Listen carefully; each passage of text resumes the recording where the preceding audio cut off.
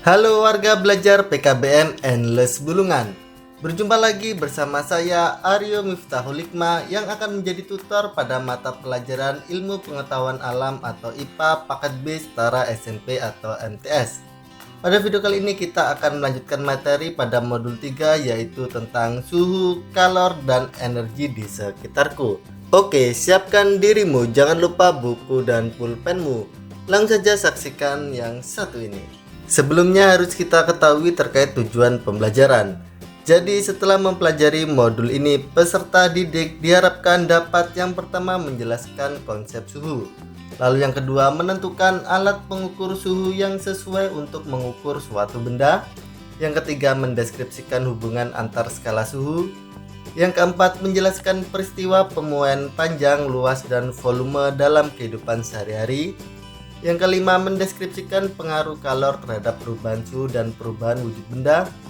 Yang keenam mendeskripsikan mekanisme perpindahan kalor. Yang ketujuh menjelaskan konsep energi dan sumber-sumber energi. Yang kedelapan menjelaskan perubahan energi yang terjadi di alam. Lalu tujuan yang kesembilan adalah mampu menjelaskan konsep fotosintesis dan respirasi. Oke, kita mulai pada unit 1 yaitu kenali suhu hidup jadi terbantu. Kopi menjadi salah satu produk komoditas favorit dari Indonesia. Saat ini semakin banyak orang Indonesia dan luar negeri menggemari kopi asal Indonesia. Pada proses pembuatan minuman kopi diawali dengan memasak air sampai mendidih. Kemudian air mendidih tadi dituangkan ke dalam gelas yang telah berisi bubuk kopi lalu diaduk. Maka segelas kopi siap dinikmati. Coba rasakan dengan jari tangan kanan Anda ketika air belum dimasak, akan terasa dingin. Dan rasakan juga dengan jari tangan kiri Anda pada air panas dan akan terasa panas. Panas dan dingin tersebut dikatakan sebagai salah satu ukuran dari suhu suatu benda.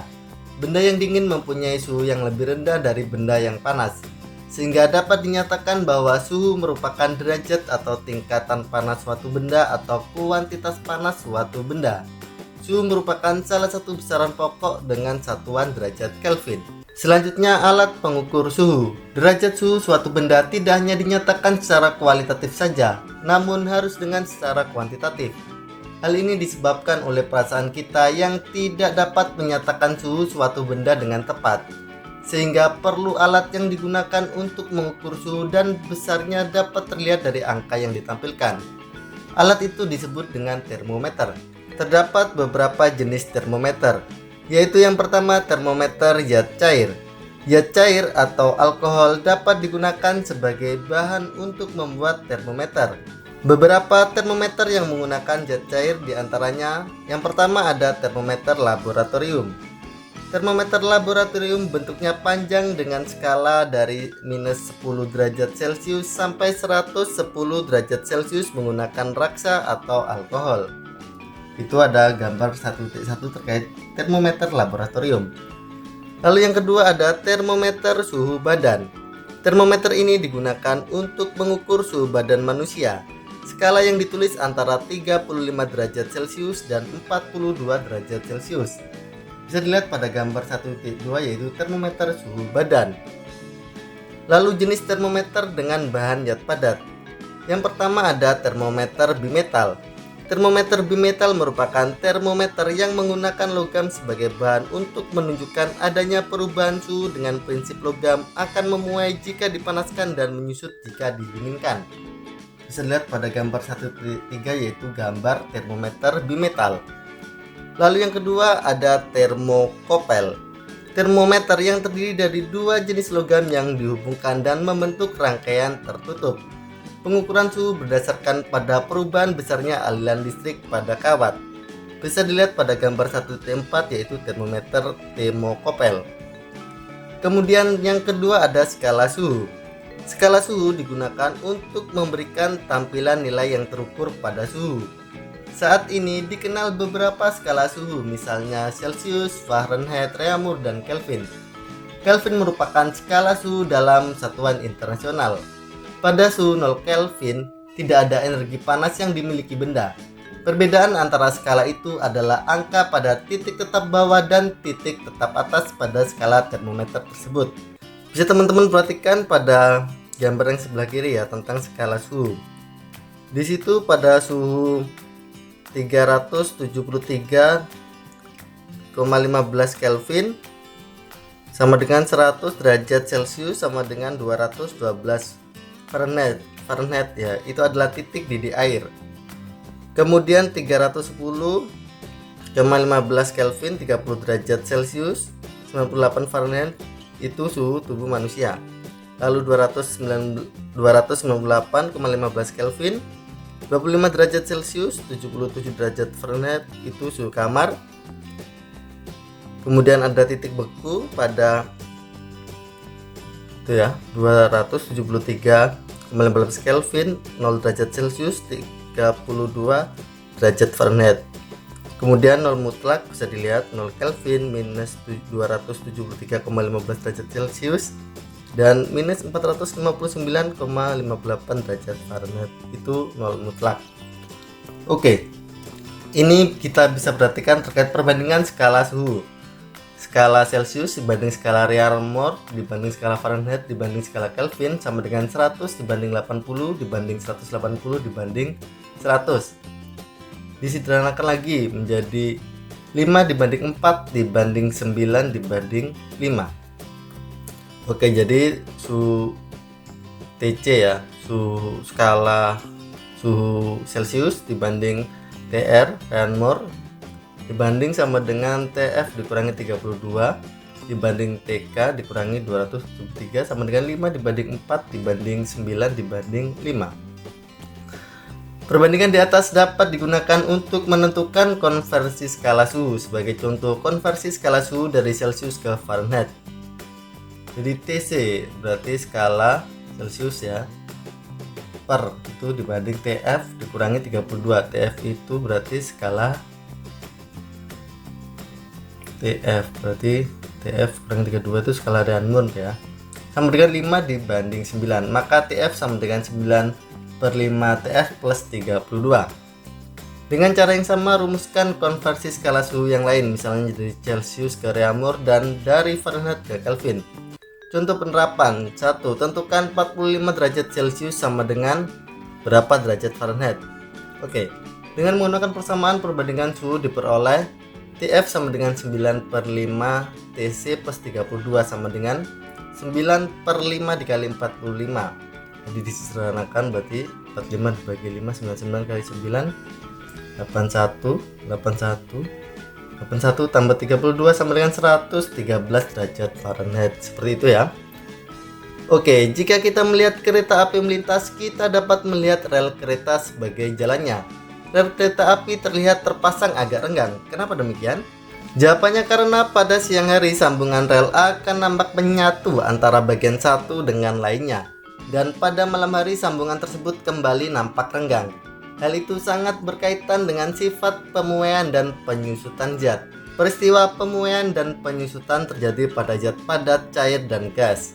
Jika suhu benda naik secara umum, ukuran benda bertambah. Peristiwa ini disebut dengan pemuaian. Bisa dilihat pada gambar 1.6, yaitu laju kereta api dan sambungan relnya. Itu bisa dilihat ya, terlihat di situ sambungannya terlihat terpasang agak renggang. Oke, yang pertama, pemuaian zat padat. Pada umumnya benda atau zat padat akan memuai atau mengembang bila dipanaskan dan menyusut bila didinginkan. Mari kita perhatikan pemasangan kabel listrik. Pemasangan kabel listrik dibuat kendor atau agak kencang. Hal ini untuk memberi ruang jika terjadi pemuaian pada siang hari yang mengalami pemanasan. Bisa dilihat pada gambar 1.7 pemasangan kabel listrik yang dibuat agak longgar ya. Oke, jika benda mengalami pemuaian dan penyusutan, maka panjang, lebar, dan tebal benda tersebut akan mengalami perubahan. Yang pertama, yang A, terkait pemuaian panjang zat padat. Tiap bahan suatu benda memiliki koefisien muai panjang yang berbeda-beda. Sebagai contoh, pada muai panjang kaca, koefisien muai panjangnya 9 kali 10 pangkat minus 6 atau 10 pangkat min 6 per derajat Celcius.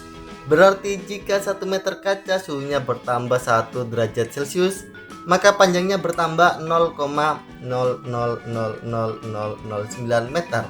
Di situ nolnya ada Ada berapa? Ada 5 ya, karena ada 6 angka di belakang koma.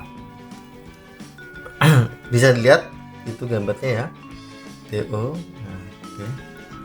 Lanjut ke tabel koefisien muai panjang.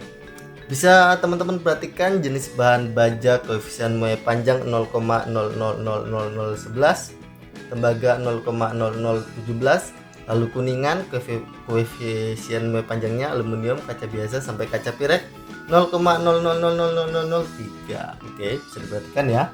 Hal ini bisa dirumuskan dengan penggunaan matematika ya. Koefisien panjang sama dengan pertambahan panjang dibagi atau per panjang mula-mula dikali kenaikan suhu. Jika dalam bentuk lambang alpha ya, atau koefisien panjang sama dengan delta L dibagi atau per LO dikali delta T. Pertambahan panjang merupakan panjang akhir dikurangi panjang mula-mula. Jadi L1 dikurangi LO sama dengan alpha. Alpha sama dengan L1 dikurangi LO per LO dikali delta T.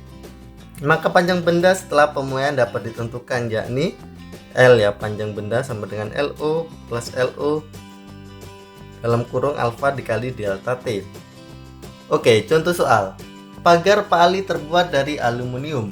Jika panjang aluminiumnya pada suhu 30 derajat Celcius adalah 100 cm, dengan koefisien muai panjang aluminium adalah 0,00025 per derajat Celcius, hitunglah panjang aluminium pagar Pak Ali jika pada suhu 80 derajat Celcius. Oke, jadi diketahui dulu ya, LC sama dengan 100 cm. LC itu panjang mula-mula.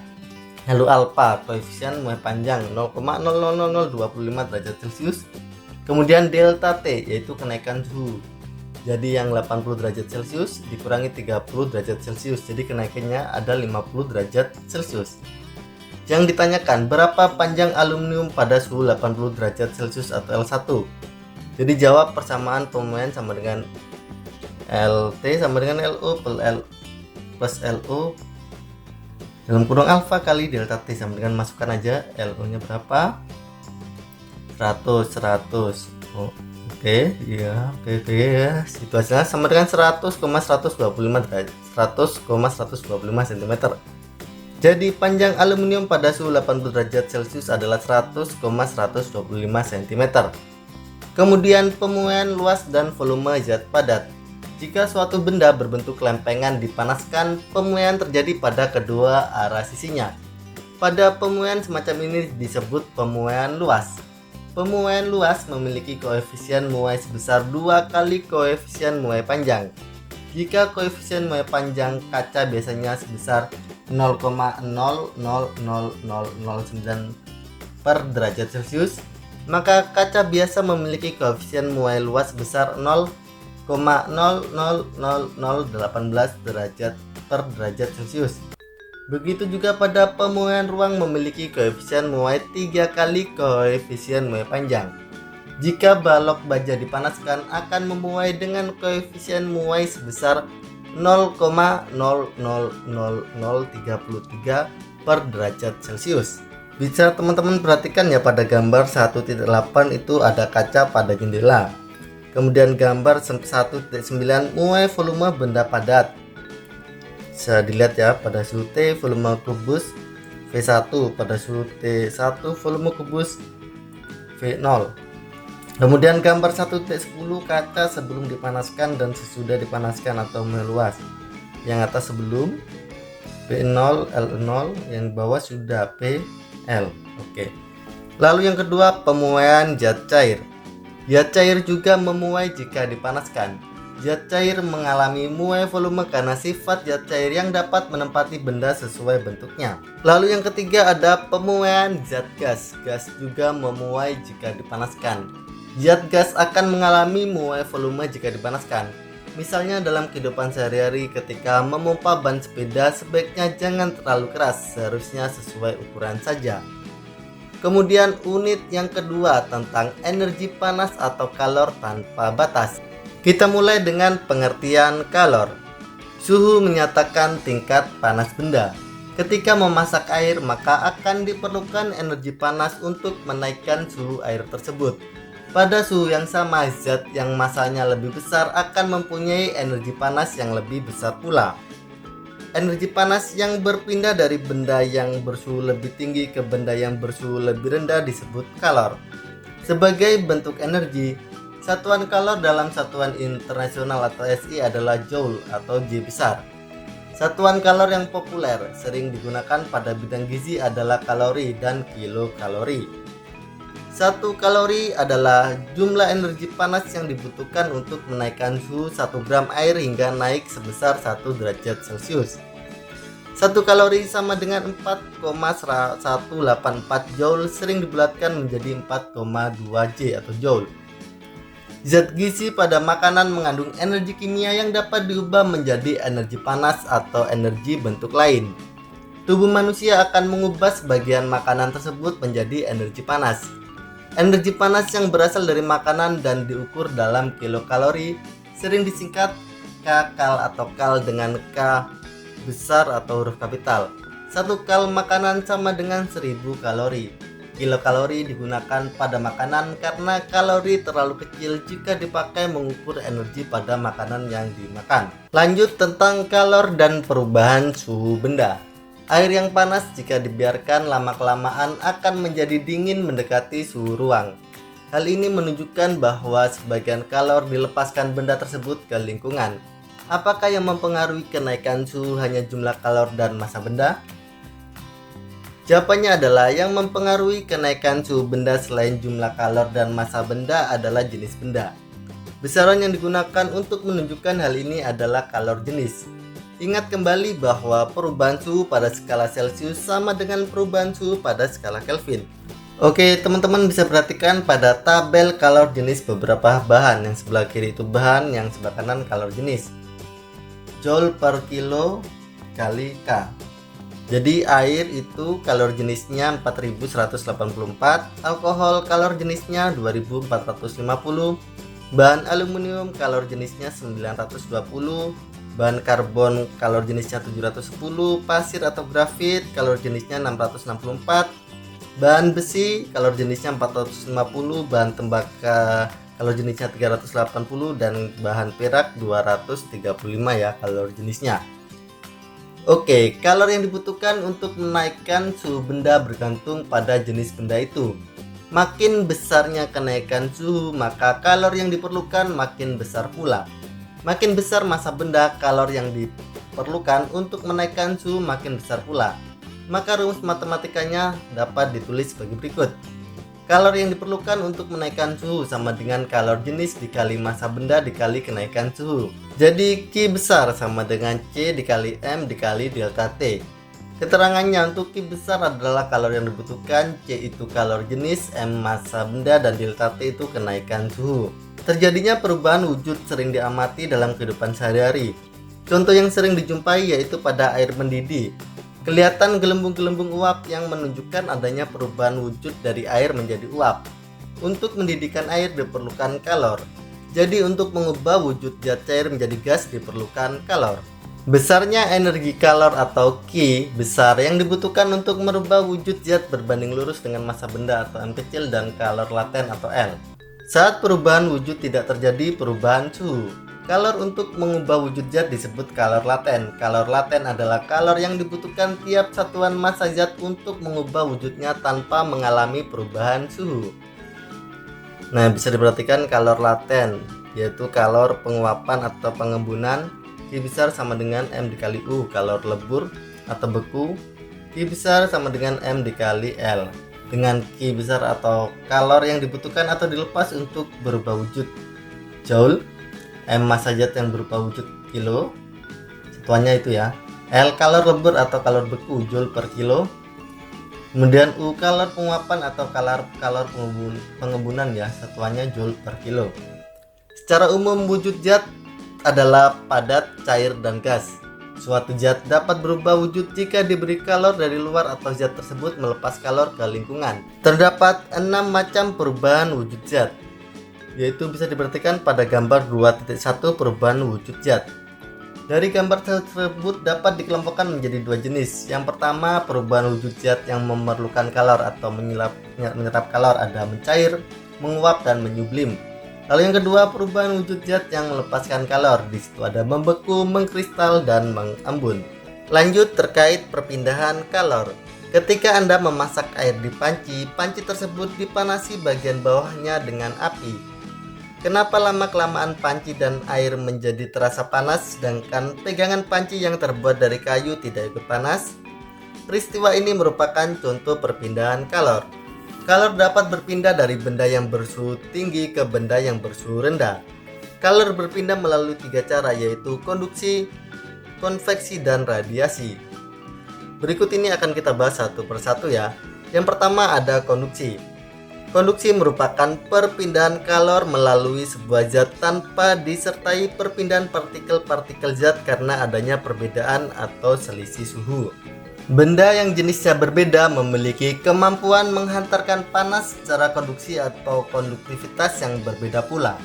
Bahan yang mampu menghantarkan panas dengan baik disebut konduktor, sedangkan bahan yang menghantarkan panas dengan buruk disebut isolator.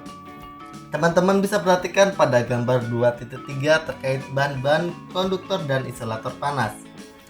Yang berwarna biru adalah contoh konduktor ya, yang atas, yaitu kemampuan menghantarkan kalor semakin baik. Di situ ada timbal, baja, aluminium, emas, perak, dan tembaga. Kemudian yang di bawahnya contoh isolator yang berwarna merah ya. Semakin ke kanan berarti kemampuan menghantarkan kalor semakin buruk. Di situ ada air, bata, kayu, kemudian styrofoam, udara, dan hampa. Lalu yang kedua ada konveksi. Ketika air dipanaskan, bagian bawahnya ternyata air pada bagian atas juga ikut panas.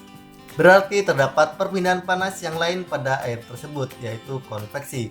Konveksi merupakan perpindahan kalor pada suatu zat yang disertai perpindahan partikel-partikel zat. Bisa diperhatikan gambar 2.4 itu adalah contoh peristiwa konveksi. Kemudian yang ketiga ada radiasi.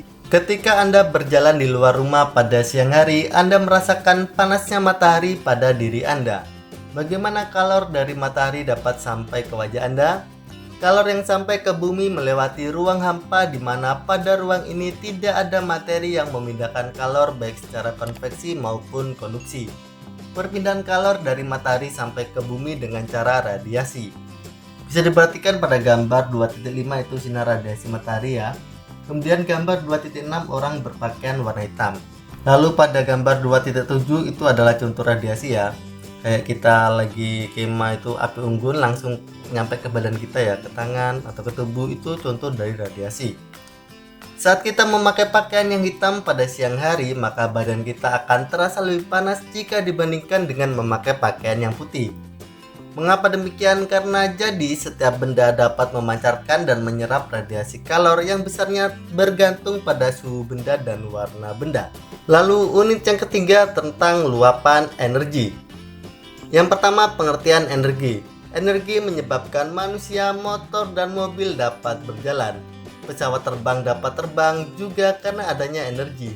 Begitu juga kereta api dapat berjalan cepat karena adanya energi. Energi adalah kemampuan untuk melakukan usaha atau kerja atau melakukan suatu perubahan. Energi terdapat dalam berbagai bentuk. Beberapa bentuk energi adalah sebagai berikut. Ada energi potensial, lalu energi kinetik, energi kimia, dan energi listrik. Bisa teman-teman perhatikan pada gambar 3.2 yaitu mobil melaju. Ini karena adanya energi ya. Jadi karena adanya energi potensial gravitasi inilah benda dapat bergerak dari meja ke tanah. Ada berbagai macam energi potensial, antara lain energi potensial gravitasi. Energi potensial gravitasi bumi adalah energi yang dimiliki suatu benda karena terletak di atas permukaan bumi. Maka semakin tinggi letak suatu benda di atas permukaan bumi, makin besar energi potensial gravitasinya. Sedangkan energi kinetik adalah bentuk energi ketika suatu materi berpindah atau bergerak. Setiap materi yang berpindah atau bergerak memiliki bentuk energi yang disebut energi kinetik atau energi gerak. Bisa dilihat ya pada gambar 3.3 perbedaan energi potensial dan energi kinetik. Yang sebelah kiri itu energi potensial, lalu yang ke sebelah kanan ya itu adalah energi kinetik. Bisa dilihat ya perbedaan gerakan bolanya. Kemudian energi potensial elastis. ialah energi yang tersimpan pada benda yang sedang diregangkan, misalnya pada karet ketapel dan busur panah. Makin jauh peregangan dan penekanannya, makin besar energinya. Bisa dilihat pada gambar 3.4, itu adalah contoh energi potensial elastisitas, yaitu orang memanah ya. Itu adalah pada busur panahnya ya, karet pada busur panahnya. Oke, kemudian energi kimia ialah energi yang terkandung dalam suatu zat. Zat makanan yang kita makan akan bereaksi menjadi energi bagi tubuh kita. Reaksi kimia yang terjadi akan mengubah zat makanan menjadi energi untuk beraktivitas. Bisa diperhatikan pada gambar 3.5, itu adalah contoh beberapa energi kimia ya. Itu ada makanan, sayuran, buah-buahan, daging, susu, minuman ya. Lalu selanjutnya ada energi listrik, ialah energi yang dimiliki muatan listrik dan arus listrik. Energi listrik mengandung muatan listrik bergerak yang menimbulkan arus listrik. Contohnya energi listrik yang diberikan pada lampu menyebabkan lampu menyala. Bisa dilihat pada gambar 3.6, itu adalah contoh energi listrik. Oke, lanjut terkait berbagai sumber energi. Sumber energi adalah segala sesuatu yang menghasilkan energi. Semua aktivitas kehidupan manusia memerlukan energi. Sampai saat ini, bahan bakar minyak bumi dan gas digunakan untuk berbagai keperluan hidup manusia. Beberapa contoh sumber energi di sini dibagi lagi ya. Yang pertama ada sumber energi tak terbarukan. Energi tak terbarukan yang paling banyak dimanfaatkan adalah minyak bumi, batu bara, dan gas alam.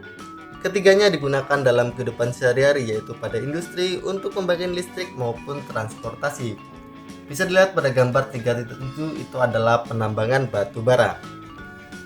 Sumber energi terbarukan ini, jadi yang pertama tadi energi hasil tambang bumi, yaitu minyak bumi, gas, dan batu bara merupakan bahan bakar fosil yang berasal dari tumbuhan dan hewan-hewan yang terkubur jutaan tahun di dalam bumi. Lalu ada energi nuklir. Energi nuklir adalah energi potensial yang terdapat pada partikel di dalam nukleus atom. Partikel nuklir seperti proton dan neutron tidak terpecah di dalam proses reaksi fisi dan fusi. Akan tetapi, kumpulan tersebut memiliki massa yang lebih rendah daripada ketika berada dalam posisi terpisah. Adanya perbedaan massa ini maka dibebaskan dalam bentuk energi panas melalui radiasi nuklir. Lalu yang kedua ada sumber energi terbarukan. Sumber energi terbarukan yang saat ini mulai dikembangkan adalah biogas dari kotoran ternak, air mengalir, angin, dan panas matahari. Salah satu sumber energi terbarukan yang saat ini mulai dikembangkan di Indonesia adalah biogas yang berasal dari sampah biologis. Adapun beberapa contoh ya, atau bagian terkait sumber energi terbarukan. Di sini yang pertama ada energi matahari. Energi surya atau energi matahari adalah energi yang didapat dengan mengubah energi panas atau surya matahari melalui peralatan tertentu menjadi energi dalam bentuk lain. Lalu ada pembangkit listrik tenaga air. Pembangkit listrik tenaga air atau PLTA adalah pembangkit yang mengandalkan energi potensial dan kinetik dari air untuk menghasilkan energi listrik. Lalu ada energi angin. Energi angin memanfaatkan tenaga angin dengan menggunakan kincir angin untuk diubah menjadi energi listrik atau bentuk energi lainnya. Umumnya digunakan dalam ladang angin dalam skala besar untuk menyediakan listrik di lokasi yang terisolir. Lalu ada energi tidal. Energi tidal merupakan energi yang memanfaatkan pasang surutnya air yang sering disebut juga sebagai energi pasang surut.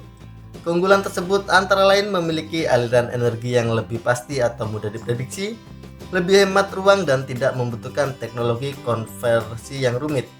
Kelemahan energi ini adalah membutuhkan alat konversi yang andal yang mampu bertahan dengan kondisi lingkungan laut yang keras karena tingginya tingkat korosi dan kuatnya arus laut. Lalu makanan sebagai sumber energi. Makanan merupakan sumber energi bagi tubuh manusia. Fungsinya untuk berolahraga, belajar, dan melakukan aktivitas lainnya.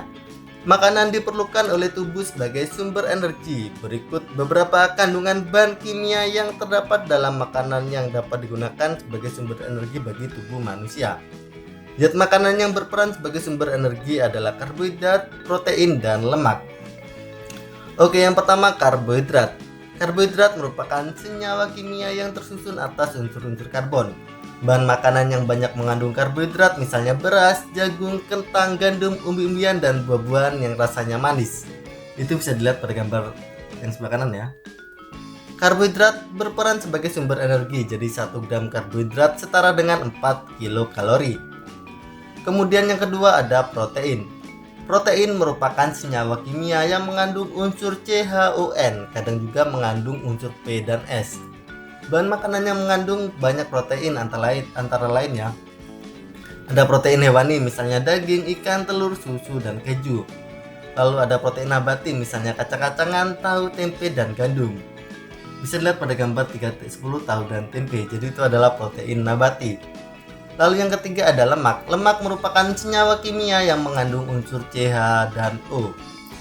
Peran lemak untuk menyediakan energi sebesar 9 kalori per gram, melarutkan vitamin A, D, E, K, dan menyediakan asam lemak esensial bagi tubuh manusia. Bahan makanan yang mengandung banyak lemak antara lain ada lemak hewani seperti keju, susu, daging kuning, telur, daging sapi, daging kambing, daging ayam, dan daging bebek. Ada lemak nabati, ada kelapa, kemiri, kacang-kacangan, dan buah alpukat. Pada gambar 3.11 itu buah alpukat ya, jadi itu adalah termasuk lemak nabati. Kemudian unit yang keempat yaitu energimu, inspirasiku. Kita bahas yang pertama ada perubahan energi. Beberapa contoh perubahan energi adalah perubahan energi listrik menjadi energi cahaya sebagai penerangan di malam hari. Perubahan energi gerak menjadi energi panas dapat dilihat ketika kedua telapak tangan yang digosokkan akan terasa hangat. Jadi itu ya, contoh lampu nyala itu adalah perubahan energi listrik menjadi energi cahaya. Ketika Anda memperhatikan orang memanah, terlihat busur panah meregang yang ditarik oleh manusia. Energi kimia manusia diubah menjadi energi potensial elastisitas dari busur panah yang meregang. Selanjutnya, peristiwa kekekalan energi melalui fotosintesis. Jadi yang pertama fotosintesis. Fotosintesis merupakan perubahan energi cahaya menjadi energi kimia dalam bentuk glukosa. Sumber energi cahaya alami adalah matahari yang memiliki spektrum cahaya tampak dari ungu sampai merah. Inframerah dan ultra ungu tidak digunakan dalam fotosintesis. Pada proses fotosintesis yang terjadi dalam daun terjadi reaksi kimia antara senyawa air atau H2O dan karbon dioksida atau CO2. Dibantu oleh cahaya matahari yang diserap oleh klorofil menghasilkan oksigen atau O2 dan senyawa glukosa atau C6H12O6. Bisa diperhatikan pada gambar 4.1 yaitu reaksi fotosintesis. Di situ ada sinar matahari, kemudian mengeluarkan oksigen hasilnya, glukosa juga ya. Itu adalah karbon dioksida masuk ya. Jadi cahaya, karbon dioksida, kemudian yang di bawah ada air. Jadi sinar matahari itu untuk reaksi kimianya ya 6CO2 atau karbon dioksida plus 6H2O air menjadi C6H12O6 atau glukosa plus 6O2 atau oksigen. Glukosa adalah makanan bagi tumbuhan. Oksigen yang dihasilkan pada proses fotosintesis sangat dibutuhkan oleh manusia dan hewan. Kemudian yang kedua, respirasi. Apa itu respirasi? Respirasi yaitu suatu proses pembebasan energi yang tersimpan dalam zat sumber energi melalui proses kimia dengan menggunakan oksigen. Dari respirasi dihasilkan energi kimia untuk kegiatan kehidupan seperti sintesis anabolisme, gerak, dan pertumbuhan. Bisa diperhatikan ya pada gambar dan contohnya itu contoh respirasi pada glukosa yaitu reaksi sederhananya C6H12O6 plus O2 diberikan menjadi 6CO2 plus 6H2O plus energi atau glukosa. Itu bisa dilihat ya pada daun ya, glukosa, oksigen, karbon dioksida, dan ATP. Oke, cukup sekian materi pada ilmu pengetahuan alam atau IPA paket B setara SNMPTN pada modul 3 tentang suhu, kalor, dan energi di sekitarku. Kurang lebihnya saya mohon maaf. Apabila ada yang kurang jelas bisa kita diskusikan, ditanyakan di kolom komentar. Oke, sampai jumpa pada video selanjutnya.